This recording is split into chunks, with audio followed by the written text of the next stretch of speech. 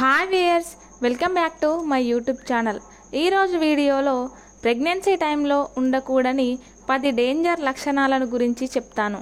ముందుగా నా ఛానల్ని సబ్స్క్రైబ్ చేసుకోండి, అలాగే బెల్ ఐకాన్ని తప్పకుండా క్లిక్ చేయండి. ఇక టాపిక్లోకి వెళ్దాం. ప్రెగ్నెన్సీ టైంలో అన్ని విధాలుగా జాగ్రత్తలు తీసుకోవాలి.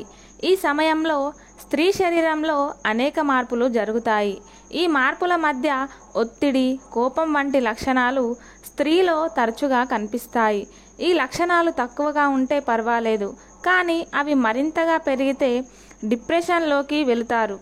అలా జరిగితే తల్లి మరియు బిడ్డ ఇద్దరికీ ఇబ్బందిగా మారుతుంది. దీంతో పాటు శిశువు శారీరక, మానసిక ఎదుగుదలపై ప్రభావం పడుతుంది. ముఖ్యంగా ప్రెగ్నెన్సీలో ఉన్నప్పుడు ఈ డేంజర్ లక్షణాలు మాత్రం కనిపించకూడదు. మరి ఆ లక్షణాలు ఏంటో చూద్దాం. మొదటిది పీరియడ్స్ అవ్వడం. గర్భం దాల్చినప్పుడు కొద్ది నెలల పాటు పీరియడ్స్ ఆగిపోతుంది. కానీ కొందరు మహిళల్లో మాత్రం గర్భం దాల్చిన మొదటి రోజుల్లో వెజైనా నుంచి బ్లీడింగ్ కనిపిస్తుంటుంది. దాదాపు 20 నుండి 30 మంది మహిళల్లో లైట్ పింక్ లేదా డార్క్ బ్రౌన్ కలర్లో డిశ్చార్జ్ అనేది కనిపిస్తుంది. గర్భం దాల్చిన 3-4 వారాల్లో లేదా భార్యాభర్తల కలయిక తర్వాత డిశ్చార్జ్ అనేది కనిపించవచ్చు.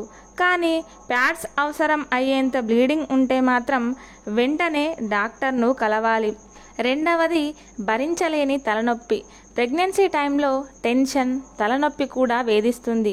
దీని కారణంగా జ్వరం, జలుబు, నిద్రలేమి, ఒత్తిడి, డిప్రెషన్, హార్మోన్ల మార్పులు ఇవన్నీ కూడా తల్లి మరియు శిశువు ఆరోగ్యాన్ని దెబ్బతీస్తాయి.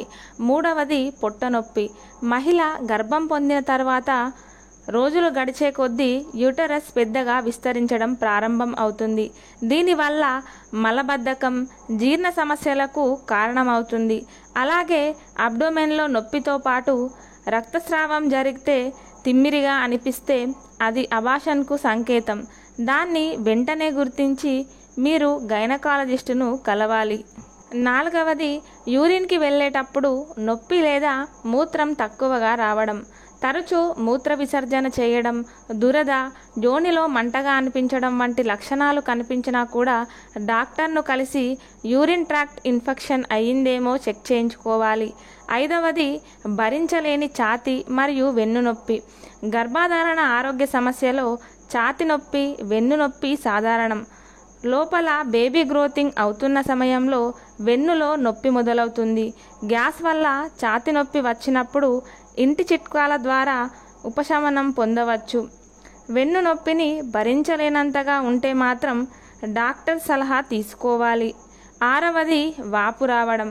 ప్రెగ్నెన్సీ టైంలో ముఖం, కాళ్ళు వాపుగా కనిపిస్తుంటాయి.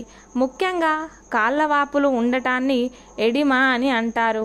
ఏడవది దురద సమస్య. ప్రెగ్నెన్సీ టైంలో చెస్ట్ మీద, పొత్తి కడుపు మీద దురదని ఎదుర్కోవాల్సి వస్తుంది. బ్లడ్ సప్లై పెరగడం, స్కిన్ స్ట్రెచ్ అవ్వడం, హార్మోన్లో మార్పులు, పొడి చర్మం, చిన్న చిన్న స్పాట్ ఒంటి మీద రావడం ఇలాంటివి జరగడం వలన దురద అనేది వస్తుంది. ఎనిమిదవది కడుపులో బిడ్డ సరిగ్గా తిరగకపోవడం. గర్భంలో శిశువు తన్నడం, సాగదీయడం, తిరగడం చేస్తారు. అలా తమ పుట్టే పిల్లలు చేసే కదలికలని తల్లులు ఆనందంగా ఆస్వాదిస్తారు. కానీ ఇలాంటి కదలికలు కనుక కనబడకపోతే మాత్రం వెంటనే డాక్టర్ను కలవాలి. తొమ్మిదవది ఉమ్మనీరు దుర్వాసన మరియు వైట్ డిశ్చార్జ్ అవ్వడం. కడుపులో బిడ్డ సౌకర్యంగా ఉండటానికి ఉమ్మనీరు చాలా అవసరం. ఈ నీరు బిడ్డకి ఇన్ఫెక్షన్లు సోకకుండా కాపాడుతుంది.